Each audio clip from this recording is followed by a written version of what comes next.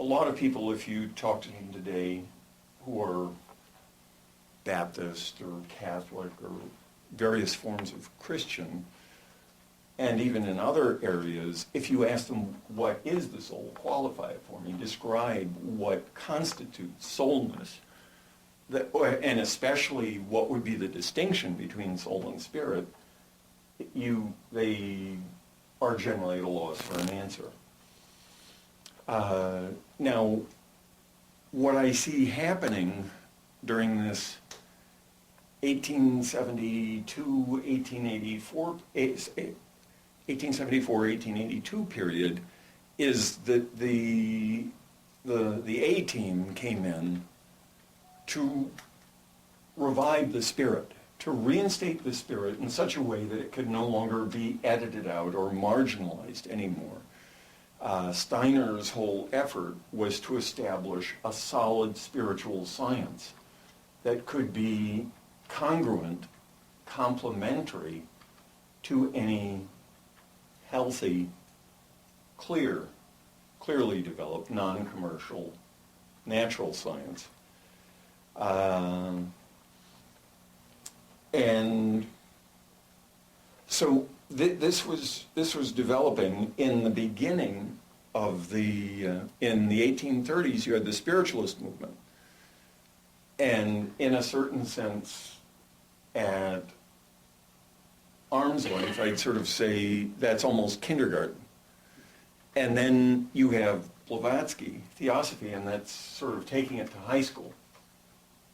We've got to be much more focused, much more aware than just involving ourselves in phenomena or invoking phenomena. And in a certain way, Steiner perhaps taking it the next step to college. You know, if we're really gonna understand and work with the spirit, these are some of the things we need to deal with. So now, one of the other things that was happening during that period is that it was the germination of commercial media. A lot of these things that existed before that 1874 period, but all the commercial breakthroughs came in that 8-year period. Breakthroughs in newspaper, telegraphy, radio, telephone, television. Movies were imagined before radio, but they were constructed afterward. But in the pivotal years, right in the middle of that period, where Steiner said that was the Michael event, where the Archangel Michael was advanced to a time spirit for all human culture. It was the first electronic image was transmitted, which I would consider the birth point, the germinal point for TV movies as today. And what's happening now is all of that stuff, theosophy, anthroposophy, Thoreau, Emerson. There were many Renaissance events happening at that time. It was sort of breaking open the whole arena that flowered fully in the 20th century. That has now everything. The media is in full nightshade bloom around us. And during this period, what the black magic, white magic initiatives are concerned with is installing all the electromagnetic technological environment in the human being. It's proliferated outwardly, and now the move is to put it in. And the human biochip implant is the docking platform for doing that. And of course, extending that, proliferating that objective, it becomes obvious that we're heading into a brave new world of sorts. And it's it's also what I'm seeing is that there's sort of a flying wedge of talented souls coming in to reinstate the soul, which was edited and marginalized out. People like Hillman, with the Jungian movement, Robert Sardello, Willie Bento has started an official accredited Academy of Psychosophy. But while they're doing that in the background, the forces of opposition are attacking the body. In the reductionist model, if you want it simpler, more efficient, more accountable, you just keep getting rid of things. The appendix, who needs that? What's it for? The tonsils, take them out. And it's getting to the point, the Cyberspace Manifesto of 1998 put it very succinctly. They said the last obstacle to electronic nanosecond networked freedom is the body. And that's the technological overemphasis. I'm not recommending we go Luddite or Neo-Amish, but the overemphasis is eroding the integration of the very foundations of incarnation, the body, which needs to be built up. One of the most damaging forces for the body and soul is an arrhythmic life. One of the most health-giving, integrating forces is rhythmacy. And that's, we've all experienced how far that has gone out the window in a comparative sense over dealing with our grandparents, great-grandparents, parents. Us, our children emerging now, are very exposed to the whirlwind of arrhythmic life. What I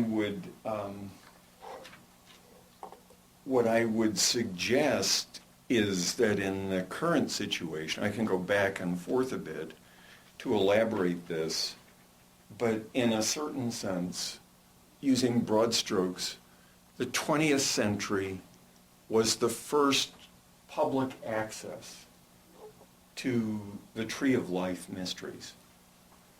In the human individual, the personalized Tree of Life is the endocrine system, the life forces, the solar plexus, the liquid flow movement, which we don't have conscious control of, by and large. It's part of a habitual, subconscious, unconscious realm. The personalized Tree of Life, or Tree of Knowledge mysteries, is what's called the astral body, which is anchored in the brain and nerve system. That has to do with our self-consciousness, our self-awareness, our desire level that enhances the personality. And for the first time, with the risen Christ mysteries of the 20th century, along with that came public access to the Tree of Life, and we could rush in to the more or less abandoned temple. And most people decided to have a beer party in the empty temple. You know, the folks are gone. I've got a good idea. This is a great space. We've never been allowed in here. So the social sciences started in the 20th century. At the beginning of the 20th century, sociology, psychiatry, psychology, and their objective was to see what was under the hood. Initiation.